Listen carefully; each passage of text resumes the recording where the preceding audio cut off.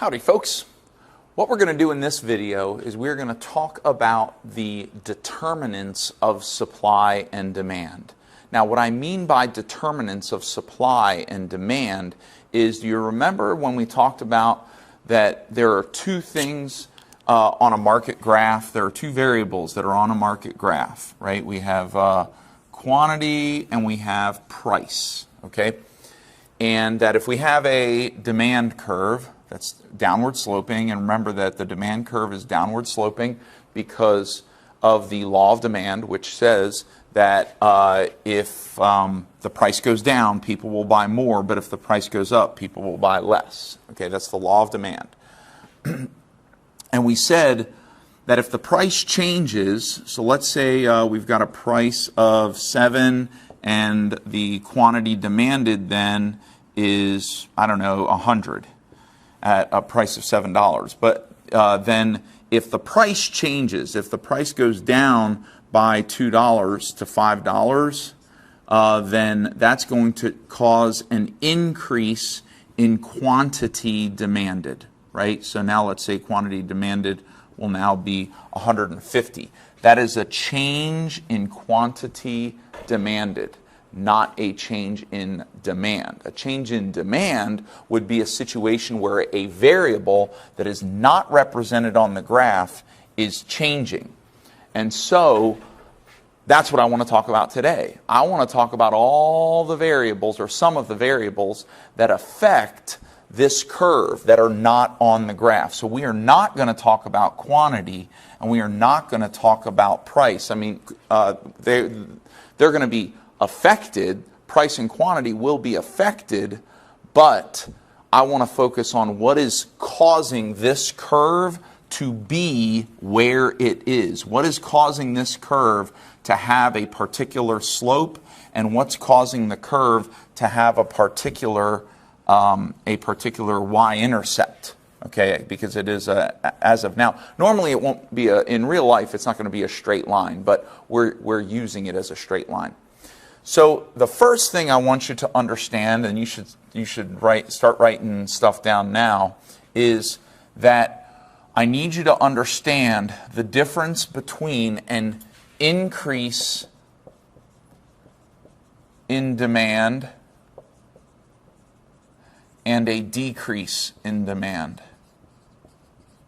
So very simply, the idea goes that an increase in demand means that people want more of the stuff. Remember that demand is the willingness and ability to buy. The willingness and ability to buy a product. And so an increase in demand would be either an increase in the willingness or an increase in the ability to buy a product. Usually it's both. It's an increase in the ability and the willingness. But with many of the things we're going to talk about, these determinants of supply and demand, they'll usually focus on the willingness more or the ability more, and I'll point that out to you. So an increase in demand means that the willingness and ability have gone up. A decrease in demand means the willingness and ability to buy have gone down. And this should make a lot of sense to you.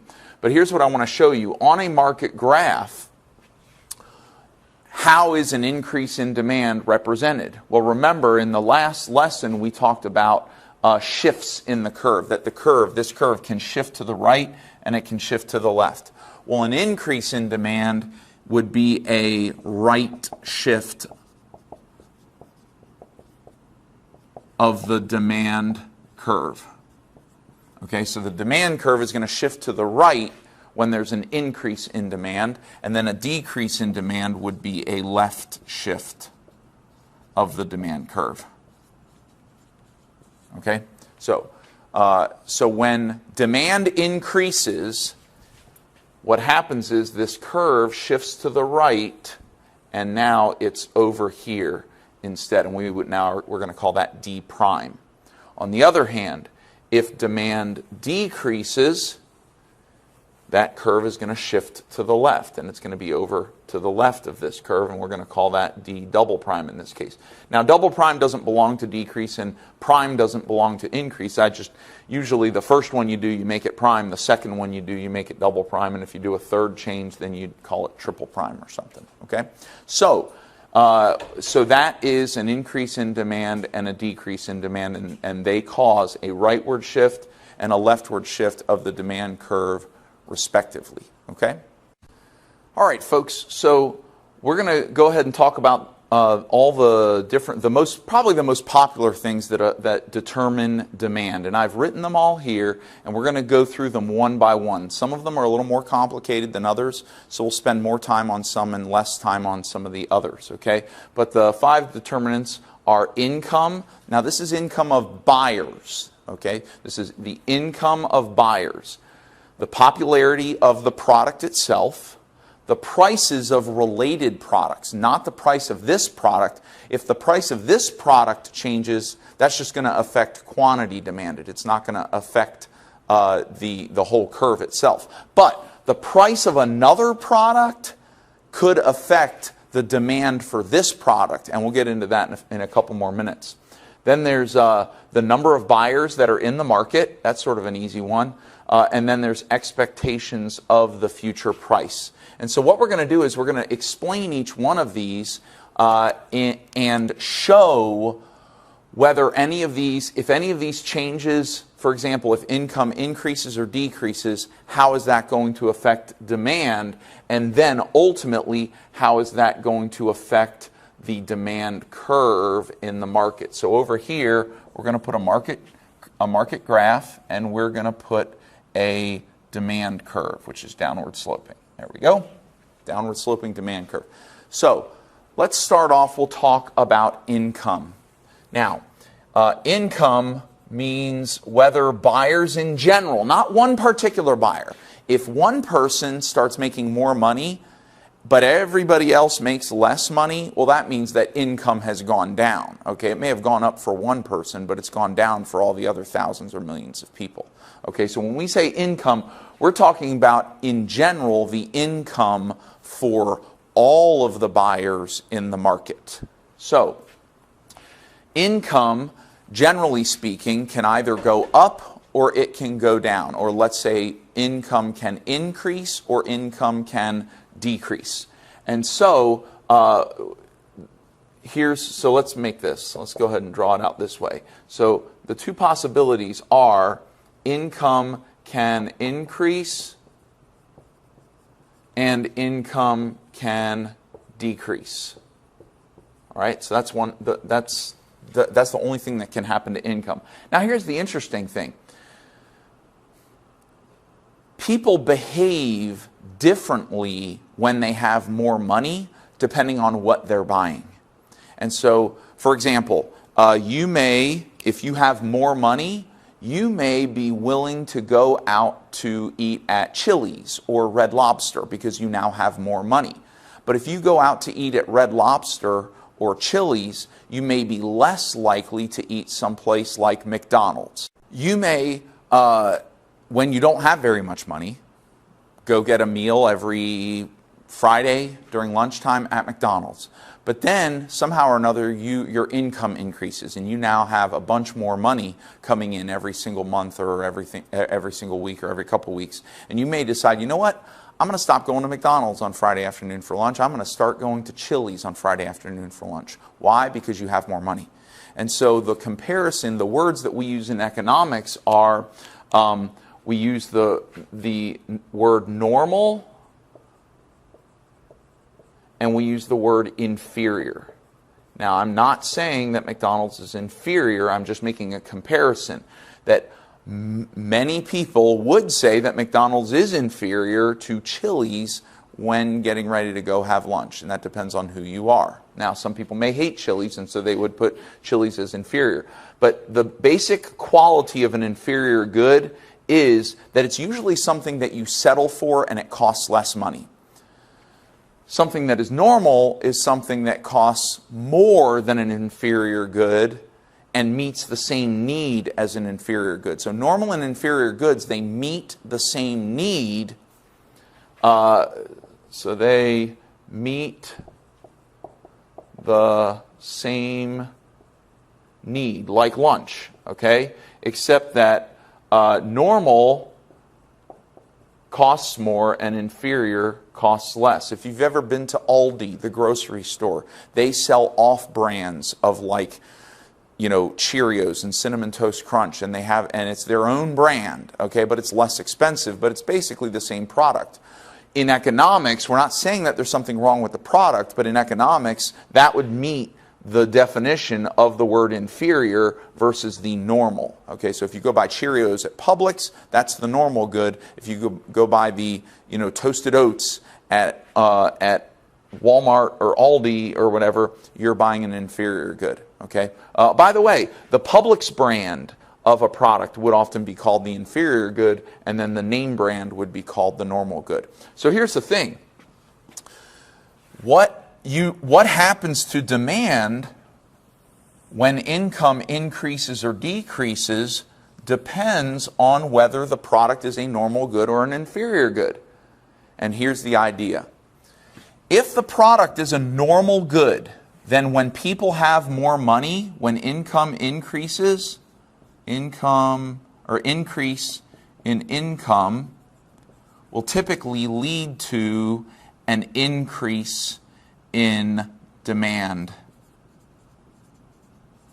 Lead to an increase in demand for a normal good. Whereas, now here's the interesting thing, if income goes up, it'll usually lead to a decrease in demand for inferior goods, so decrease in demand. And the reason for that is because people now have more money. They don't have to buy the off-brand. They don't have to buy the inferior product.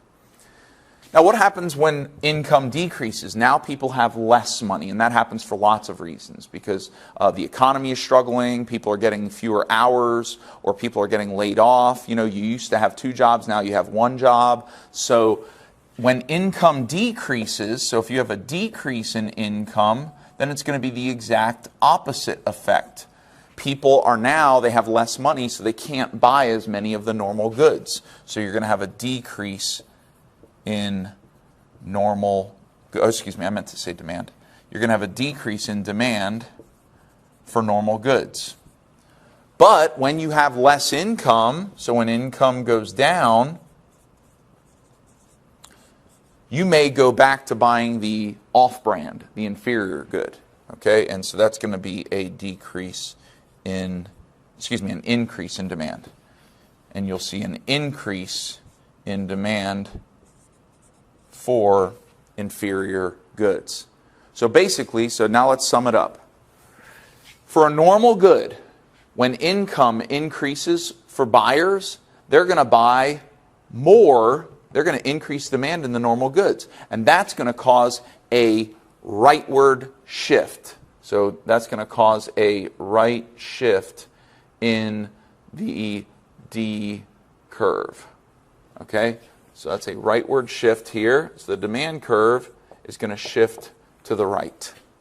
Also, we're going to have a rightward shift in the demand curve if there's a decrease in income, but for inferior goods. So if people make less money, the demand curve is going to shift to the right, right shift of the demand curve. On the other hand, if people's income goes down, they're going to buy fewer of the normal goods, demand will decrease, and that's going to be a left shift of the demand curve. Okay, so then the demand curve will shift to the left. We'll have a D double prime here, and the demand curve will now lie to the left of its original position. That exact same thing will happen for the demand of inferior goods if income goes up. So if this is the market, for inferior cereal, and the economy gets really good, lots of people have more money, then they'll stop buying the inferior cereal and they'll buy more of the normal. So income increases, Demand goes down for the inferior, and demand goes up for the normal. Okay? And so I think that's all I have to say about income. And now we'll move on to the next determinant.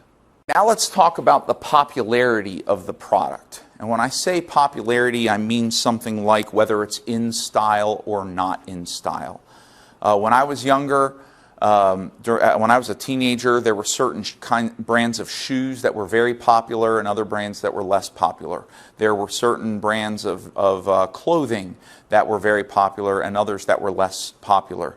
In fact, nowadays people like to joke about and kind of make fun of the clothing that people used to wear when I was a teenager. I don't own any of those clothing anymore, but I find it interesting that people make fun of the clothing that used to be popular, because if that's you making fun of clothing that used to be popular, then in 30 years you can expect everybody to be making fun of the clothing you're wearing right now. So the idea is that products become more popular and less popular. And there was a time when Apple products were not nearly as popular as they are right now, and you might be watching this video at a time when Apple products aren't as popular as they are while I'm recording it right now. I happen to be using an Apple product to record this video. But, you know, products, brands, types of clothing, hairstyles, their popularity changes. And so the idea of popularity is almost like the idea of whether something is in style or not in style. And the truth comes down to this. This is the focus of this idea here, is that people tend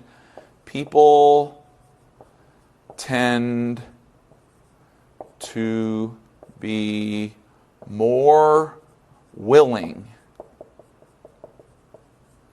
to buy products that are more popular. Okay? So, I didn't mention this when I talked about income, but income affects a person's ability to buy, not their willingness to buy. When you have more money, you're now able to buy better things or buy more things. So income affects ability to buy, where popularity affects willingness to buy, mostly willingness. Now, it can also affect ability to buy, because when something is more popular, stores are more likely to have it in stock. If something's not very popular, it's not going to be in stock. But I remember when Silly Bands were really popular, they were selling those things at Best Buy. I mean, why are they selling Silly Bands at an electronics store? Well, because they were very popular. But then when they weren't popular anymore, they stopped selling them at Best Buy. They even stopped selling them at Walmart. So in this case, popularity affects the buyer's willingness to buy. They become more willing when the product is more popular, and they become less willing when the product is less popular. And so here's what we're going to say, is that when there is an increase, this is supposed to be an upward arrow, an increase in popularity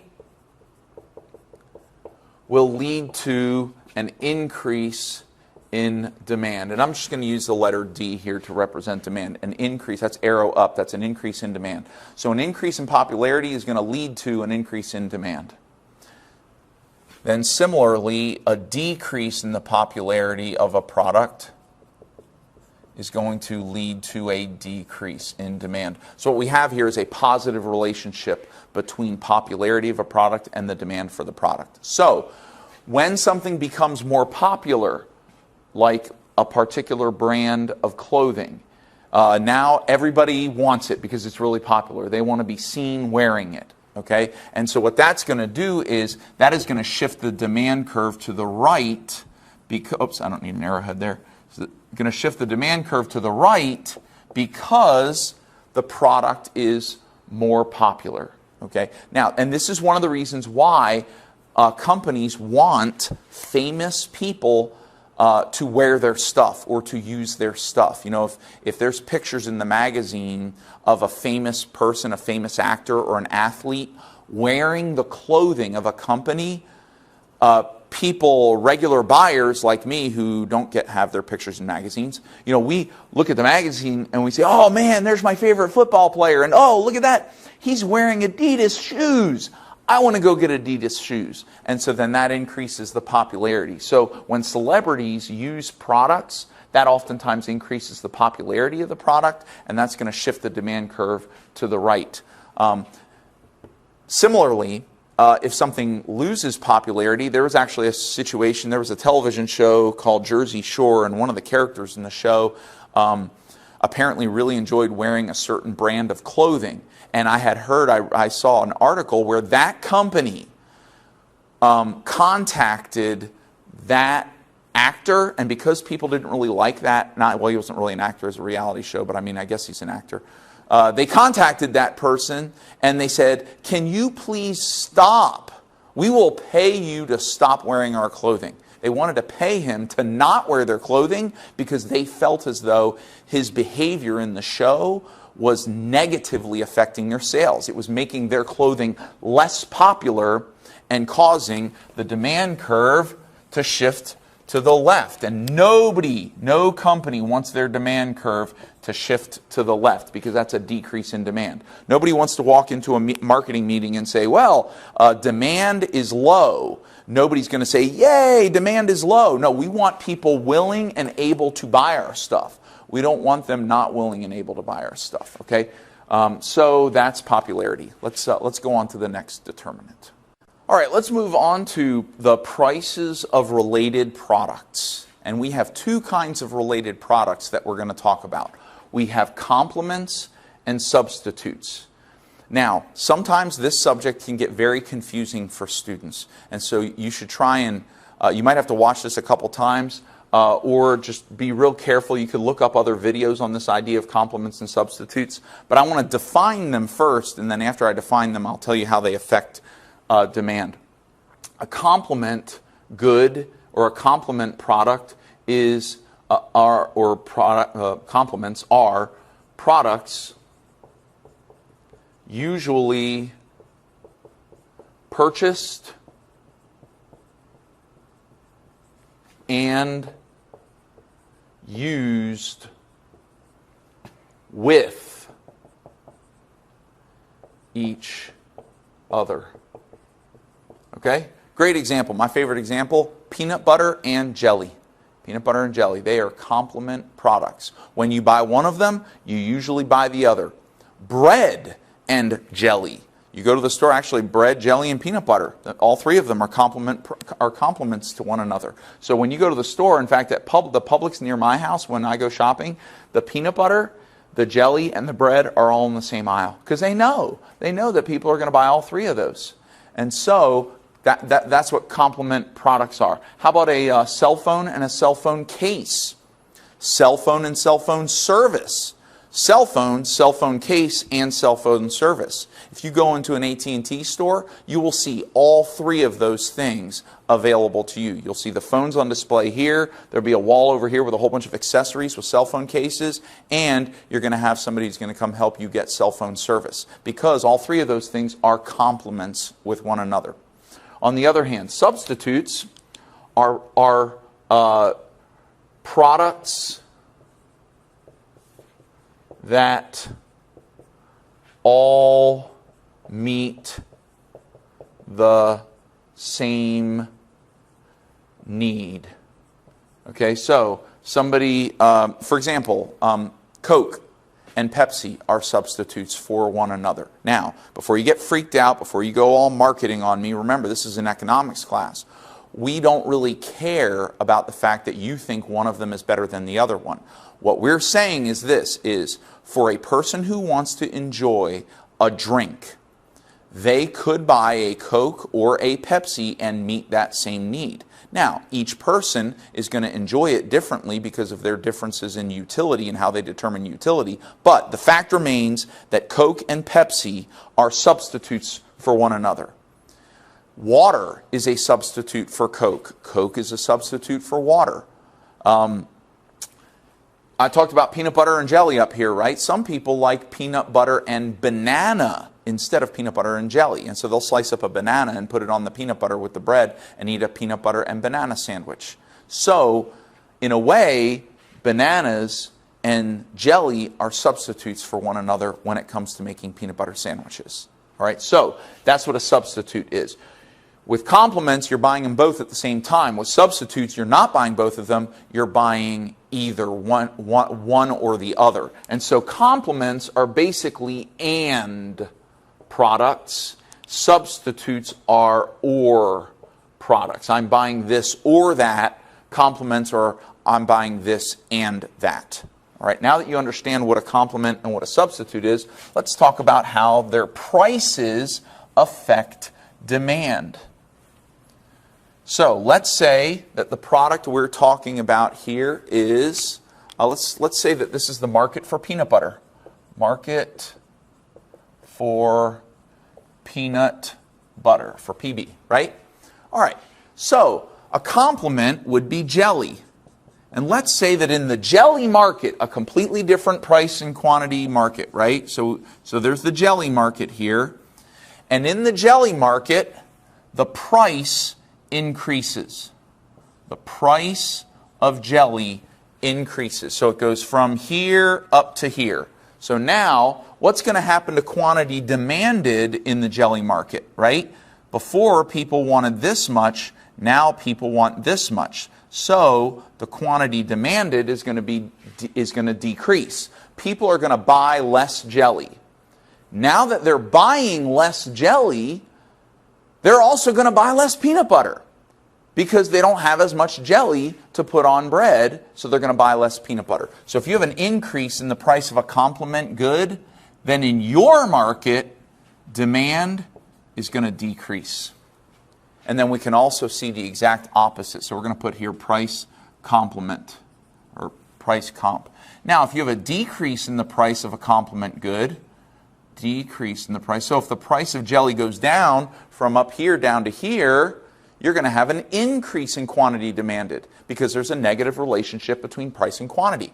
And so people are going to demand and purchase more jelly. When they buy more jelly, they're also going to want to buy more peanut butter. So you're going to have an increase in demand.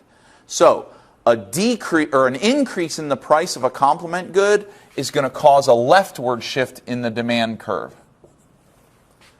But a decrease in the price of a complement good is going to cause a rightward shift of the demand curve because you're going to have an increase in demand. Okay? Now let's talk about substitutes. So we're talking about the market for peanut butter. Maybe a substitute for peanut butter is bologna. Okay, so people, they're going to have a peanut butter and jelly sandwich or they're going to have a bologna sandwich. So let's say, so that's B-O-L-O-G-N-A. Okay, so I remember that from the Oscar Mayer commercial years ago. B-O-L-O-G-N-A. So the bologna is a substitute for peanut butter. So what happens when the price goes up? If we have a price increase on a substitute, let's just say sub, an increase in the price of a substitute product, well, are people going to buy more bologna or less bologna when the price goes up? They're going to buy less bologna, right? They're like, oh man, the price of bologna went up. I can't buy as much of it, so I'm not going to buy as much bologna. So the quantity demanded of bologna is going to go down. Now, when people buy less bologna, then they're more likely to buy more peanut butter. They're going to say, I can't have bologna sandwiches. I'm going to have peanut butter and jelly. And so an increase in the price of a substitute results in an increase in the demand for our product. Now, this is not the demand for bologna. This is the demand for peanut butter. Price of bologna goes up. Demand for peanut butter goes up. And similarly, so that's going to cause the demand curve to shift to the right. On the other hand, if we have a decrease in the price of bologna, People are going to say, whoa, bologna's on sale. The price of bologna went down. Let's go buy a whole bunch of bologna. And when they buy a whole bunch of bologna, they're going to say, well, I'm not going to buy any peanut butter because I just spent all my money on bologna. And so the price of, so then the demand for peanut butter is going to go down. People are going to buy less peanut butter. And that's going to result in a leftward shift of the demand curve because people are buying, they are less willing. This is really affecting, it's kind of affecting the willingness and ability. They're less able to buy peanut butter because they spent all their money on bologna. They're less willing to buy peanut butter because they're more willing to buy bologna. And so this price of related products is affecting both the ability and the willingness to buy the product that we're dealing with. Okay? And that's it for complements and substitutes. All right, let's just briefly talk about number of buyers in the market. Now, number of buyers in the market isn't actually going to affect the existing buyer's ability or willingness. All it's doing is either putting more people in the market who are willing and able, or taking people out of the market who are willing and able. So here's mainly what I mean by number of buyers in the market.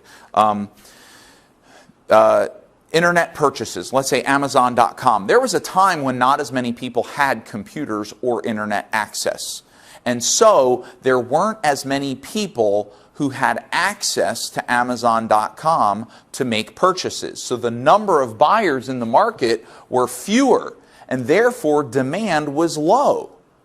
But when more people got computers and got internet access, more people were able to go to Amazon.com and make purchases. That was an increase in the number of buyers in the market, increase in number of buyers. Because there are now more buyers available in the market, that is naturally going to cause more people to be buying in that market. So that resulted in an increase in demand for buying from Amazon.com. Similarly, let's get rid of this market for peanut butter, although it would affect peanut butter as well.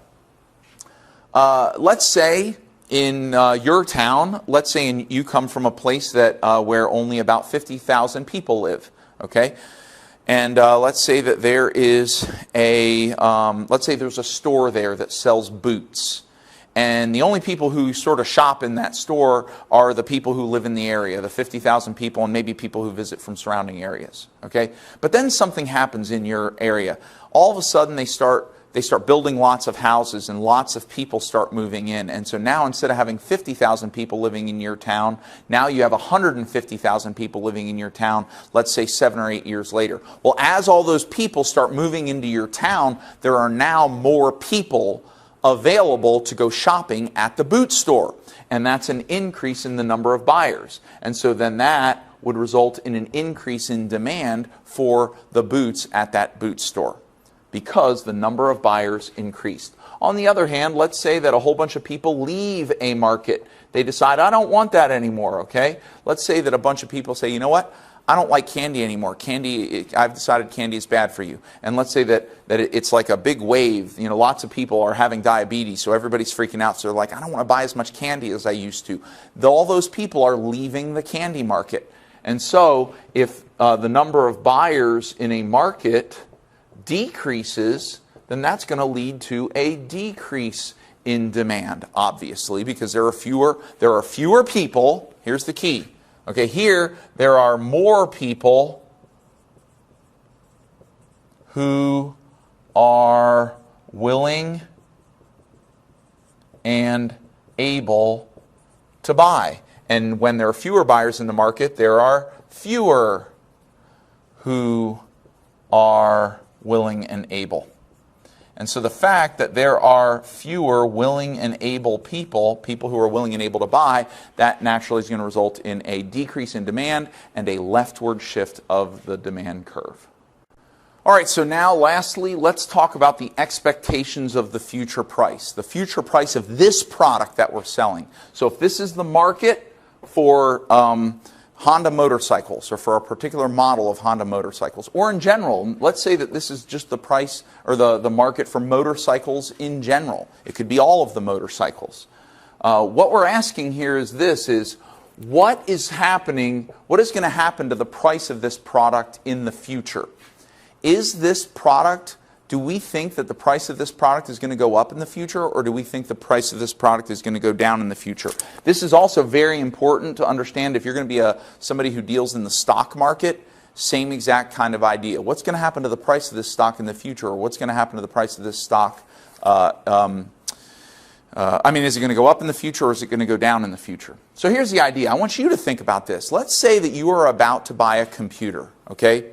And you know, you know that the computer that you want to buy, you have an idea, or you have heard that the price of that computer is going to go up in 3 weeks. Are you going to want to wait the 3 weeks to buy it, or are you going to buy it right now? Okay, if the price is going up soon, so right now I will buy, are you going to buy it now? Are you going to buy more of it? Or are you going to buy less of it? Not buying it now means zero, that's less. Buying one of it means buying more, and so that means an increase. Well, if the price is going to go up in the future, you want to buy it right now. You're like, man, I got to go buy a whole bunch of that stuff. Maybe not the computer, but you might say, hey, the price of my favorite drink is going up. So I'm going to go buy like 3 cases of it, all right? Because the price is going up soon, so right now I'm going to buy more. And therefore, when the future price is expected to increase, future price of the product is expected to increase, that's going to result in an increase in demand right now. So the increase in demand right now.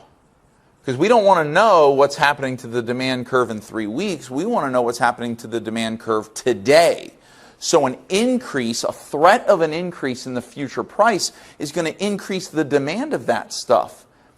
In fact, if everybody knows the price is going up, you may not get it all. You may run to the store and find yourself among another 50 people trying to buy the exact same thing because they all know the price is going up. On the other hand, if you know that the price is going down soon, you might say to yourself, you know what, I'm not buying any. I'm less willing to buy. Right now, I'm less willing to buy because I know that the price is going down soon. And that's when I'm going to buy it. So right now, I will buy less because I'm going to wait until later. I'm going to wait for the price to go down. Then I'm going to buy some. So if you expect the future price to decrease, future price is decreasing, then demand right now, today, demand is going to decrease. So if people find out that the price is going down, that's why a lot of people, they're going to want to keep it a secret if they know the price is going down. Target's like, oh, that object is going on sale next week. Everybody will say, oh, well, I'm not buying it right now, then I'll come back when it's on sale. Ooh, wait, you got to wait. Don't tell everybody it's going on sale. When it goes on sale, then the price is lower. Now we go back, we're going to the market, we're saying the price is going down, so quantity demanded is going to change. So price right now only affects quantity demanded, but future price affects the curve itself. So if they expect the price to go down in the future, that's going to shift the demand curve to the left because for right now they're going to have a decrease in the demand curve. Okay, so those are all the determinants of demand. So expectations of future price. That's basically affecting the willingness to buy. I am not willing to buy right now because I'm saving up my willingness and ability to buy for the future.